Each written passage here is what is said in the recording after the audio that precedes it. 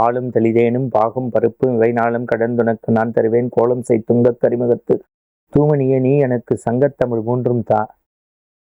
தேனம்பாக்கத்தில் வினைகளை தீர்க்கக்கூடிய விநாயகரை வைத்து தேங்காவை வைத்து பூஜித்த அந்த ஜெகன்புகழும் ஜெகத்குரு 68வது பீடாதிபதி காஞ்சி மகாபெரிய சுவாமிகளுடைய திருவடிகளை சேவித்து இன்றைய நிகழ்வுக்குள் உங்களை அன்போடு அழைத்துச் செல்கின்றோம். ஆன்மீக அன்பர்களே, காஞ்சி மகாபெரிய சுவாமிகளுடைய வரலாறுகள், ஆனந்தங்கள், அற்புதங்கள், பெரியவரை வியந்த பல மனிதர்களுடைய மகோ உன்னதமான செயல்களை எல்லாம் நாம் நாள்தோறும் சிந்தித்து வருகின்றோம். அன்புக்குரியவர்களே, காஞ்சி மகாபெரிய சுவாமிகளை வியக்காத மனிதர்கள் இல்லை. அவரை பார்த்து பரவசமடையாத வழக்கறிஞர்கள், மருத்துவர்கள், விஞ்ஞானிகள், விளையாட்டுத்துறை வீரர்கள், பாடகர்கள், உபன்யாசகர்கள் என்று பலர் உண்டு. ஆனால் மகாபெரிய சுவாமிகள் ஒரு மனிதரை, ஒரு மனித புனிதரை, ஒரு பண்பாளரை சூரிய வம்சத்தைச் சேர்ந்தவர் என்று பாராட்டினார். அந்த புத்தகத்துக்கு பெயர் சூரிய குலசேகரரும் சந்திரசேகரரும். இதை யார் எழுதினார்? பெரியவருடைய கருத்துக்களை, அவருடைய தெய்வத்தின் குரலை செதுக்கிய ரா கணபதியே இதை எழுதியிருக்கின்றார். அந்த தொகுதியை மட்டும் எடுத்து ஈரோட்டைச் சேர்ந்த பத்மநாபன் என்பவர் உருவாக்கி எல்லோருக்கும் அண்மையிலே அந்த யோகி ராம் சரத்குமார் என்கின்ற அந்த மகாபெரியவர் வியந்த அந்த மனிதருடைய ஜெயந்தி விழாவிலே புத்தகமாக எல்லோருக்கும் வழங்கினார்.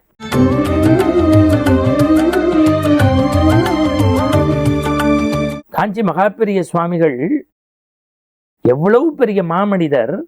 அவர் சொல்கின்றார் ரா கணபதியிடம், இங்கேருந்து பக்கத்துல திருவண்ணாமலையில வெள்ளத்தை நோக்கி எறும்பு போற மாதிரி, மலரை நோக்கி வண்டு போற மாதிரி, பகவானை நோக்கி பக்தர் போற மாதிரி ஒரு மனுஷரை நோக்கி போறாரே, அவரை பத்தி தெரியுமா? தெரியல பெரியவா. அதான்டா, கையில 2 அடி கோல், ஒரு விசிறி மட்டை, ஒரு சரட்டு, தலையில பெரும்பாலும் பச்சை துண்டு தலப்பா, விழிகளில் ஒரு தீட்சண்யம், வாயில ஒரு புன்னகை, யாரையும் செம்மையோடு அறநெறியோடு வழி நடத்தக்கூடிய நேர்மை, ஈர இதயம், இத்தனையும் கொண்ட விசிறிமட்ட சாமியார்னு சொல்றாளே யோகி ராம் சரத்குமார் தெரியுமா?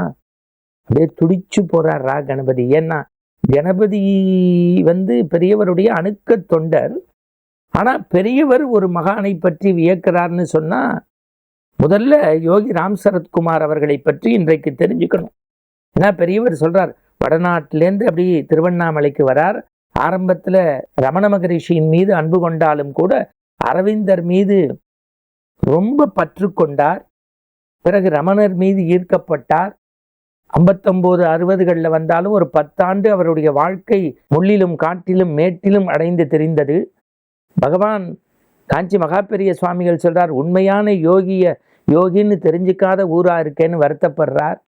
பிறகு 70ற்கு பிறகு 77 வரைக்கும் நீங்க அவருடைய வாழ்வியலை எடுத்து பார்த்தீங்கன்னு சொன்னா, அந்த புன்ன மரத்தடியும் தேரடி தெருவும் ஒரு பாத்திர கடையும் இந்தியா காப்பி ஹவுஸும் என்று தன்னுடைய வாழ்க்கையை அப்படியே ஓட்டி இருக்கின்றார் நம்முடைய விசிறி யோகி ராம் சரத்குமார்.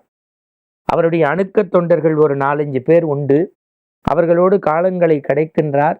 பிறகு வாசனை மலருக்கு விளம்பரம் எதற்கு என்பதைப் போல இந்த ஞான சூரியன் தன்னை பிச்சைக்காரன் என்றே சொல்லுவார். ஆனால் உலகத்திற்கே அருளை, ஆனந்தத்தை, இன்பத்தை, வேண்டியவருக்கு வேண்டிய வரங்களை தந்த மகாராஜாவாக, ராஜாதி ராஜாவாக இந்த மண்ணுலகில் மூச்சடக்கி முத்தெடுக்கின்ற காலம் வரை வாழ்ந்தவர் யோகி ராம் சரத்குமார்.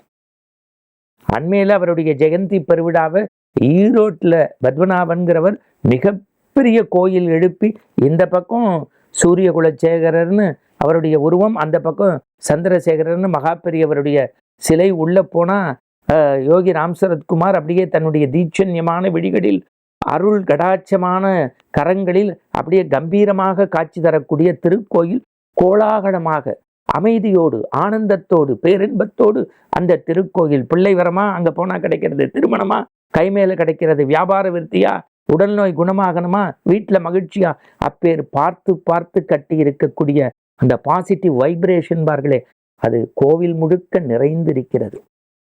இவர்கள் இருவரையும் பற்றி சொல்கின்றேன்.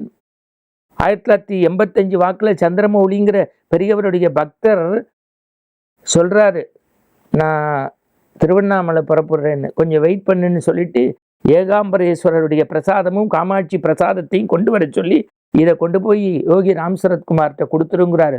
அவர் கன்னத்தில் ஒத்திக்கிறார், வாங்கிட்டு தானும் இட்டு மற்றவாளுக்கும் கொடுக்குறாரு. அன்னைக்கு தான் சுவாமியினுடைய அவதார திருநாள்.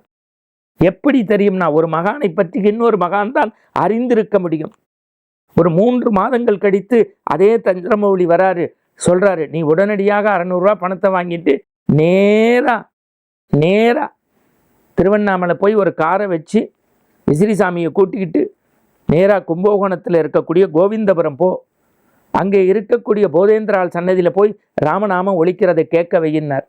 அவர் போய் சொல்கிறார், காரை எடுத்து நேராக காஞ்சிபுரம் வந்து பெரியவாளை பார்த்து நமஸ்காரம் பண்ணி, நீங்கள் தான் இருக்கிற இடம் போதேந்திரால், எனக்கு திருவண்ணாமலை போதுங்கிறார். இப்பேற்பட்ட 2 ஞானிகளுடைய வாழ்க்கை வரலாறு அதிசயங்கள் அற்புதங்களை இன்னும் ஒரு பகுதியிலே பார்க்க இருக்கின்றோம். வாழ்க்கையில் ஒரு முறையேனும் சூரியகுல சந்திரரை சந்திரசேகர் வழி நின்று பாருங்கள், பரவசமடையுங்கள். மீண்டும் நற்சிந்தனையோடு நாளை காலை காஞ்சி மகானில் சந்திக்கும் வரை குழுவினரோடு விடைபெறுவது உங்கள் மணிகண்டன். நன்றி.